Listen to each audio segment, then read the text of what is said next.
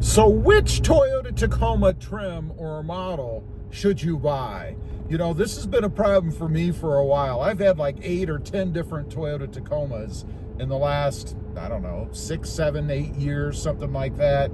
And it's really because I never buy the right one, or the right one just wasn't out there for me until now. So let's start at the very bottom. You've got the SR. The SR trim level is very simplistic. Doesn't have a lot of bells and whistles, doesn't have a lot of options. Of course, it's also the cheapest Toyota Tacoma you can buy, if you call the prices these days cheap, right? Anyway, it's the lowest trim level. If you're just looking for something like a work truck, or maybe you just don't like a lot of the new tech. I know there's a lot of people out there that like simplistic, nothing wrong with that. The SR is the way to go. Next level up is the SR5. This adds a little bit more stuff to it, a little bit more tech, a little bit more of the creature comforts, but not too much. It's not a loaded truck for sure. It's just a little bit of a step up above the SR. A great truck, and really a great trim level if you want to mod the truck and kind of make it your own. Add only the things that you really want, not the things that you don't want that you have to pay for anyway. Up above that, and it gets a little hairy here as to the different levels, but I'm going to jump right up to the Limited here. Now, it's way above. The Limited, to me, is more of a luxury Tacoma, if you will. Got lots of features and stuff on it, and it has lots of chrome. I guess chrome is considered a more luxurious option. I'm not a big chrome guy, so that alone knocks me out of the Limited version. But if you want something that's never going to go off-road probably, or very infrequently, just driving around town, you like a more luxury feel or look to your truck, the Limited's probably the model for you. Has a completely different setup too in some areas. There's a lot of talk out there about not even being able to lift a Limited version because of an adaptive suspension feature. Probably the most comfortable ride out there that you can get as well. Now, we're going to step down a little bit to the TRD levels. The first one I'll mention is the TRD off-road. And that's what it's really for. It's an off-road truck, right? I don't believe you can even get the TRD off-road version in a 2-wheel drive. We'll talk about that in a minute. I think it's only available in a 4x4. So if you're into off-roading, the TRD off-road, or at least the 4x4, is probably the way to go. You're going to spend an extra $3 or $4 grand for that, and you're going to have the added weight of the components and the maintenance and everything else that goes along with a 4x4. The biggest difference, I think, other than the functionality of it in that respect, between it and our next trim level, the TRD Sport, is appearance. The TRD Off-Road has a flat hood. We don't have that hood scoop like we have in the Sport, which I personally like. I'm a big fan of hood scoops anyway. The problem with the hood scoop on the new 4th gen Tacoma is that it allows a bit of hood flutter. It weakens the hood. The hood kind of bounces around a little bit. It's normal, it's inherent to the Sport trim level because of that spoiler, or I should say hood scoop, but nonetheless, it's something you should be aware of. The TRD Off-Road also has the black fender flares. Hard for me to say. The black fender flares.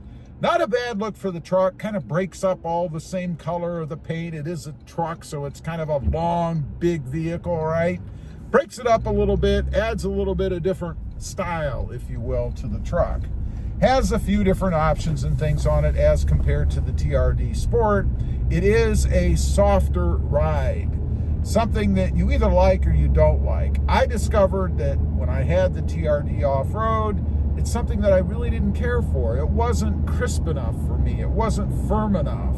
Strange, because I thought I didn't like that in the Sport. I was wrong. Let's go up to the Sport. And I know we're going through these rather quickly, but if I went through them and nitpicked every little detail, this video would be an hour and a half long. The TRD Sport, the biggest thing for me is the ride. It is a firmer ride. Everything seems to be a little bit tighter. as it should be. It's called a sport for a reason, right? You have the hood scoop that I mentioned. I love that. I think it's really nice. You also have the painted color-matched fender flares, unlike the TRD Off-Road that, again, are black.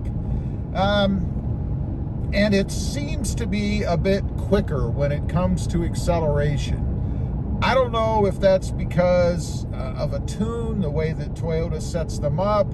Maybe they set the TRD Off-Road up a little bit differently, and that, as a result, gives us a little bit of throttle lag.